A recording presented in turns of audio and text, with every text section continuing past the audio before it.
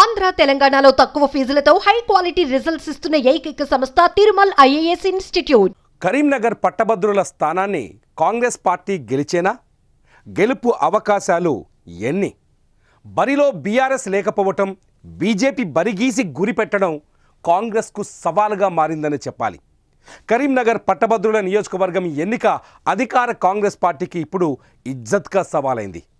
14 నెలల కాంగ్రెస్ ప్రభుత్వ పరిపాలన తీరుకు తొలి తీర్పు అని కూడా చెప్పాలి. ప్రజలు రేవంత్ రెడ్డి పరిపాలనకు ఓటేస్తారా లేదంటే ప్రతిపక్షాల పోరాటాలకు ఓటేస్తారా అన్నది కరీంనగర్ పట్టభద్రుల నియోజకవర్గపు ఎన్నికతో తేలిపోనుంది.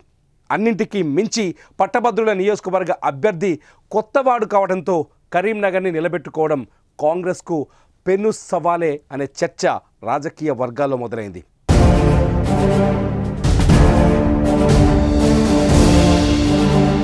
కరీంనగర్ ఎమ్మెల్సీ స్థానాన్ని గెలిచి తీరాల్సిందే అనే పట్టుదలతో ఉంది కాంగ్రెస్ పార్టీ.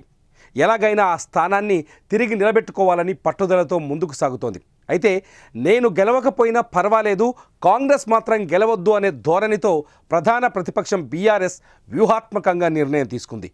ఎమ్మెల్సీ ఎన్నికల బరి నుంచి తప్పుకొని కాంగ్రెస్కు పరోక్షంగా చెక్ పెట్టిందని చెప్పాలి. ఎమ్మెల్సీ ఎన్నికల బరిలోకి దిగితే ప్రభుత్వ వ్యతిరేక ఓట్లు చీలిపోయి కాంగ్రెస్కు మేలు జరిగే అవకాశం ఉందన్నది బీఆర్ఎస్ వ్యూహంగా తెలుస్తోంది. బీఆర్ఎస్ పోటీ నుంచి తప్పుకోవటం వల్ల ప్రభుత్వ వ్యతిరేక ఓట్లన్నీ బీజేపీకి వచ్చే ఛాన్స్ కనిపిస్తోంది. ఇక్కడ బీఆర్ఎస్ కోరుకున్నది కేవలం కాంగ్రెస్ ఓటమి తప్ప బీజేపీ గెలుపు కాదని కూడా అర్థమవుతోంది. తెలంగాణలో అసెంబ్లీ ఎన్నికల తర్వాత జరిగే తొలి ఎన్నిక కావడంతో ఈ ఎన్నికలో ప్రభుత్వం ఓడిపోయిందనే ప్రచారాన్ని ప్రజల్లోకి బలంగా తీసుకువెళ్ళి ప్రభుత్వ వ్యతిరేకతను భవిష్యత్తులో తమ వైపు తిప్పుకోవాలని భావిస్తున్నట్టు రాజకీయ విశ్లేషకులు చెబుతున్నారు.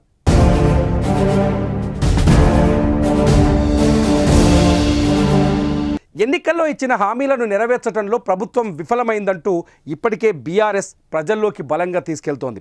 ఇచ్చిన మాట ప్రకారం రైతులందరికీ రుణమాఫీ జరగలేదని నానా యాగి చేస్తోంది. రైతు దీక్షల పేరుతో రాష్ట్రంలో ఏదో ఓ మూల నిత్యం నిరసనలు చేపడుతోంది. అంతేకాదు రైతు భరోసా విషయంలో కూడా ప్రభుత్వం ఫెయిల్ అయిందని, ఎన్నికల్లో ఎకరానికి 15,000 ఇస్తామని ప్రచారం చేసిన కాంగ్రెస్ అధికారంలోకి వచ్చిన తర్వాత మాట మార్చి కేవలం 12,000 ఇస్తామని చెప్పిందని, ఆ 12,000ను కూడా రైతుల ఖాతాల్లో జమ చేయటంలో కాంగ్రెస్ ప్రభుత్వం పూర్తిగా విఫలమైందనే అంశాన్ని అటు నిరసనలు ఇటు సోషల్ మీడియా ద్వారా ప్రజల్లోకి బలంగా తీసుకెళ్లే ప్రయత్నం చేస్తోంది. కాంగ్రెస్ అధికారంలోకి వచ్చిన తర్వాత రైతు బంధు పడకపోవడంతో రైతులు పూర్తి నిరాశలో ఉన్నారనే ఎమోషన్ని సోషల్ మీడియాలో భారీగా ప్రచారం చేస్తుంది బీఆర్ఎస్. ప్రభుత్వంపై ఇంత పోరాటం చేసి ఎందుకు ఎమ్మెల్సీ ఎన్నికల్లో పోటీ చేయటం లేదు అంటే కేవలం ప్రభుత్వ వ్యతిరేక ఓటు చీలిపోకుండా ఉండటానికే అని బీఆర్ఎస్ వర్గాలు కూడా చెబుతున్నాయి. దీంతో కరీంనగర్ ఎమ్మెల్సీ ఎన్నిక కాంగ్రెస్కు పెను సవాల్గానే మారిందని రాజకీయ వర్గాల్లో చర్చ బలంగా వినిపిస్తోంది.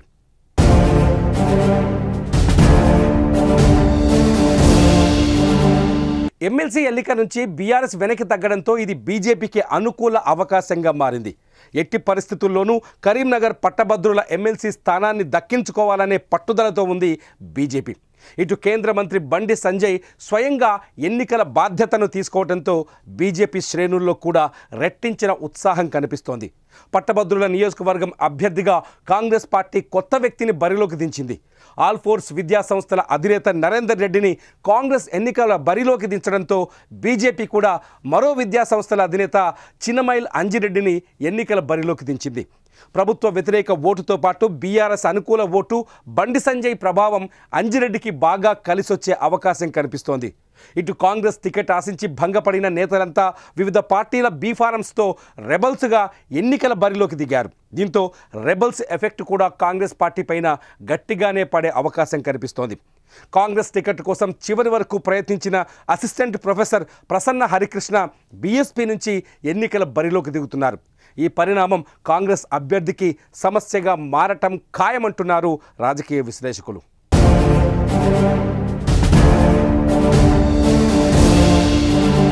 ఇటు కులగణన గ్రూప్ 1 పరీక్షను రద్దు చేయాలంటున్న విద్యార్థుల వర్గం కూడా కరీంనగర్, ఆదిలాబాద్, నిజామాబాద్, మెదక్ పట్టభద్రుల నియోజకవర్గం మీద అధిక ప్రభావం చూపించే అవకాశం కనిపిస్తోంది. కులగణనలో బీసీల సంఖ్యను అసంపూర్తిగా లెక్కించారని, బీసీలు రెడ్డీలకు ఓట్లు వేయకూడదంటూ కాంగ్రెస్ పార్టీకే చెందిన ఎమ్మెల్సీ ఒకరు బాహాటంగా ప్రకటనలు చేయటం కూడా కరీంనగర్ పట్టభద్రుల ఎమ్మెల్సీ ఎన్నికలో కాంగ్రెస్కు సమస్యగా మారే ఛాన్సులున్నాయి. ఇటు రేవంత్ రెడ్డి ప్రభుత్వం గ్రూప్ 1 పరీక్షను నిర్వహించిన తీరు బాగోలేదంటూ విద్యార్థి సంఘాలు ఆందోళన చేయటం, హైదరాబాద్, అశోక్ నగర్ పరిసరాల్లో పోలీసు ఆంక్షలు విధించడం కూడా కరీంనగర్ పట్టభద్రుల ఎమ్మెల్సీ ఎన్నికపై ప్రభావం చూపించే ఛాన్సులున్నాయని రాజకీయ విశ్లేషకులు చెబుతున్నారు.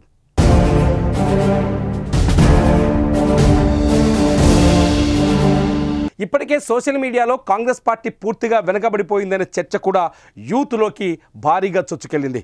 మొన్న కాంగ్రెస్ పార్టీ అధికారిక ట్విట్టర్లో కాంగ్రెస్ పరిపాలన బాగుందా, బీఆర్ఎస్ పరిపాలన బాగుందా అనే ప్రశ్న వేస్తే 70% మంది నెటిజన్లు బీఆర్ఎస్కు మద్దతు పలికారు. దీంతో కాంగ్రెస్ పైన ప్రజా వ్యతిరేకత బలంగా ఉందనే చర్చ కూడా సోషల్ మీడియాలో కొనసాగుతోంది. ప్రభుత్వ వ్యతిరేక సోషల్ మీడియాను తిప్పికొట్టడంలో కాంగ్రెస్ పార్టీ సోషల్ మీడియా విభాగం పూర్తిగా వెనకబడిపోయిందనే చర్చ కూడా ఉంది. ఈ సవాళ్ళన్నింటి మధ్య కాంగ్రెస్ పార్టీ తొలిసారి తెలంగాణలో ప్రత్యక్ష ఎన్నికల్లోకి వెళ్ళటం, అది కూడా పట్టభద్రుల నియోజకవర్గం, టీచర్స్ ఎమ్మెల్సీ నియోజకవర్గం నుంచి ఎన్నికల బరిలోకి దిగటం పెద్ద సవాలే అంటున్నారు రాజకీయ విశ్లేషకులు.